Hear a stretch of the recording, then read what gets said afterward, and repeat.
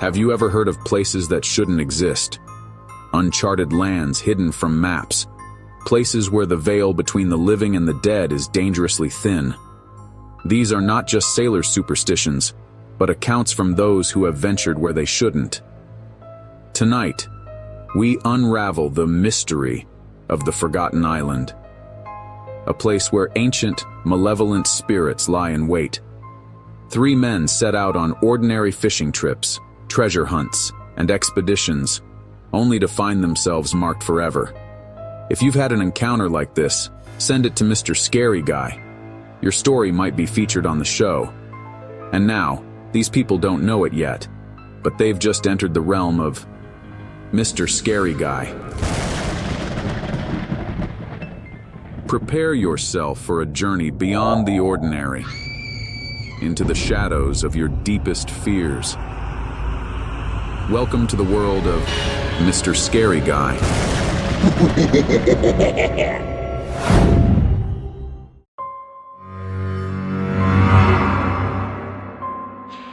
I never wanted to go on that fishing trip. It was my buddy Jake's idea.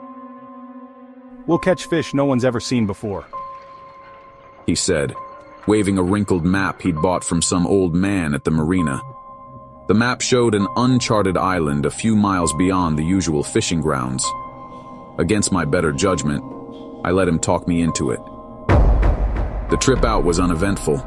A calm sea, a bright sun, and the smell of salt in the air. But as we neared the island, the weather turned. The sky dimmed and the wind picked up, carrying an uneasy chill. The island was little more than a jagged crescent of land, shrouded in mist. As we anchored the boat and stepped onto the black sand beach, an unnatural silence enveloped us. No birds, no rustling leaves, just the sound of our own breaths and the waves lapping at the shore. We'll catch fish no one's ever seen before.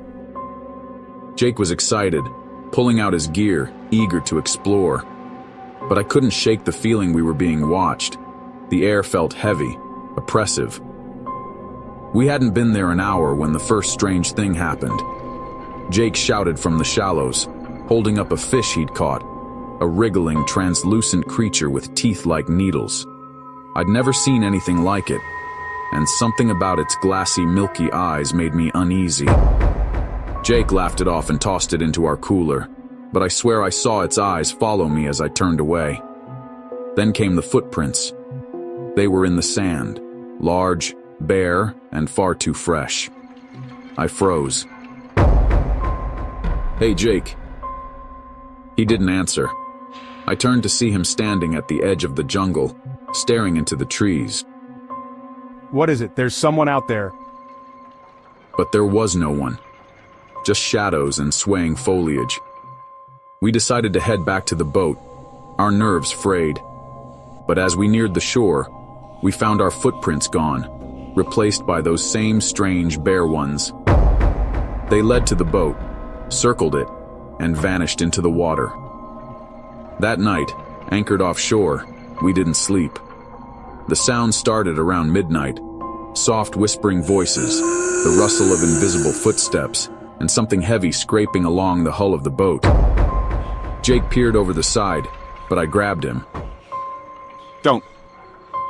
The whispering grew louder until it became a single, distinct word. Leave. At dawn, we didn't hesitate. We pulled anchor and sped away, the island disappearing into the mist. Weeks later, Jake fell ill, nightmares, insomnia, and muttering about the island. He's not the same man. And me? I still wake up some nights to the sound of that whisper. As if the island still knows my name.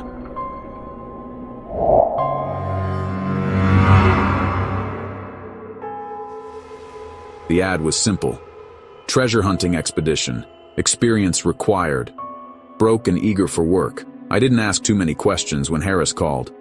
He needed a diver to help him search for sunken ruins near an uncharted island. Easy money, or so I thought. We've got a great opportunity here, but we need to move quickly. Are you ready for an adventure? Harris's voice had a certain urgency. a determination that was hard to ignore. I agreed, not knowing what lay ahead. The trip began under an ominous sky, the kind that churns your stomach and whispers for you to turn back. But Harris was undeterred. As we approached the island, the atmosphere thickened. Mist clung to the air, curling over jagged rocks and swallowing the shoreline. Keep an eye out. The island's supposed to be treacherous, but that's where the treasure lies.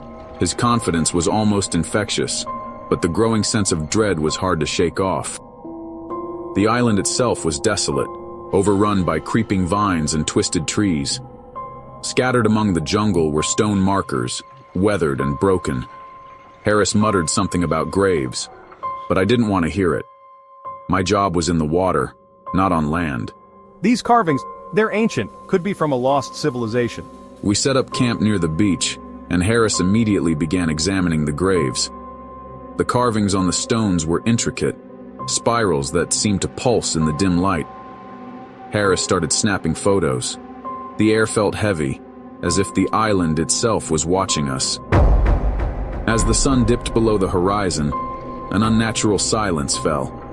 I wandered off, drawn to a clearing where a stone altar loomed. Its surface was smooth, as if countless hands had touched it over centuries. Something about it made my stomach churn. Come here. I ran back to find him standing over a grave, pale as a ghost. A skeletal hand had pushed its way out of the dirt. The fingers were long and unnaturally bent, like something out of a nightmare. As I stared, the jungle seemed to exhale, a low, guttural moan that reverberated through the trees. The hand twitched. I grabbed Harris, shouting, "We need to go!" We bolted, crashing through the undergrowth, but the jungle had come alive. The shadows moved with us, flickering at the edge of my vision. The ground beneath my feet felt unsteady, as if it might give way at any moment.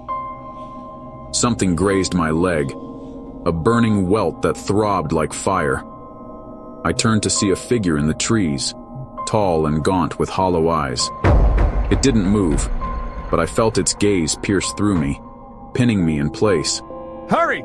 We stumbled onto the beach, but our boat was gone. The anchor rope floated uselessly in the water. As we searched desperately, the shadows pressed closer, whispering unintelligibly. Then Harris pointed. Our boat was drifting offshore.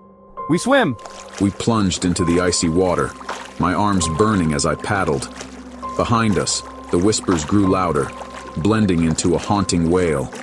I didn't look back, afraid of what I might see. When we finally reached the boat, we dragged ourselves aboard, shivering and gasping for air. The island was obscured by mist, but the whispers followed us, lingering in the air like a warning. Back on the mainland, Harris vanished weeks later. His boat was found adrift, the deck covered in spiraling carvings. And me, I still wake up in the dead of night, hearing whispers that seem to come from nowhere.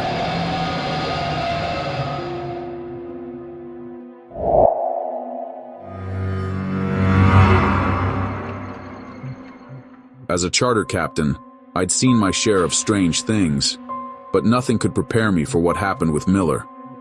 He claimed to be a researcher, mapping uncharted territories, and hired me to take him to an island I'd never heard of. The trip was uneventful at first, the sea calm and the sky clear. But as we neared the island, the horizon darkened. Mist rolled in, thick and impenetrable, and the air grew unnaturally cold. Pointing to a faint bluish glow deep in the jungle, I asked, "What is that?"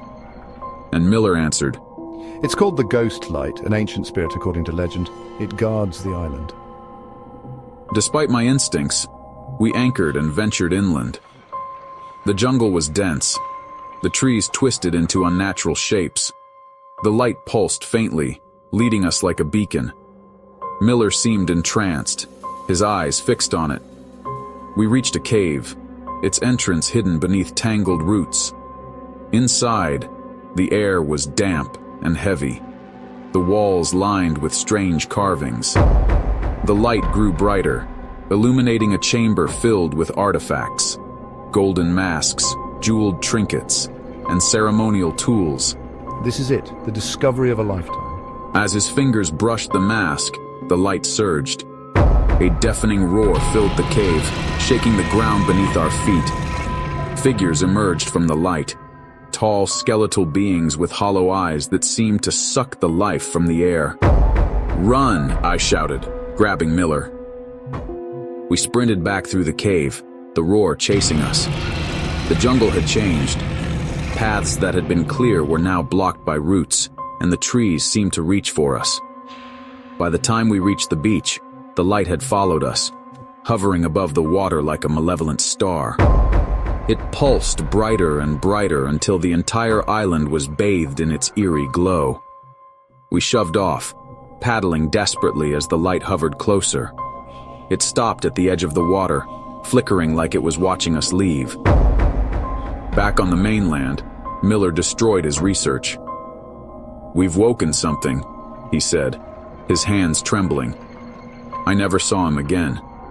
His house was found empty, his belongings untouched. I still see that light sometimes, flickering on the horizon, and when I do, I pray it stays there.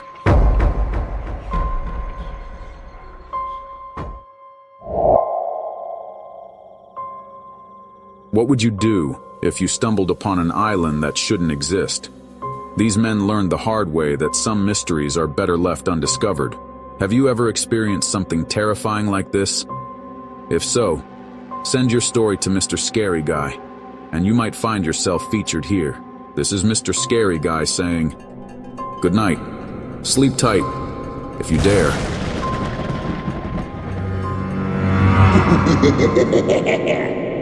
Thanks for watching till the end. If you enjoyed the video, make sure to subscribe by clicking the icon above.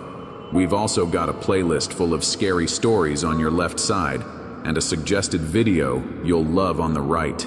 Choose one and keep the scares going.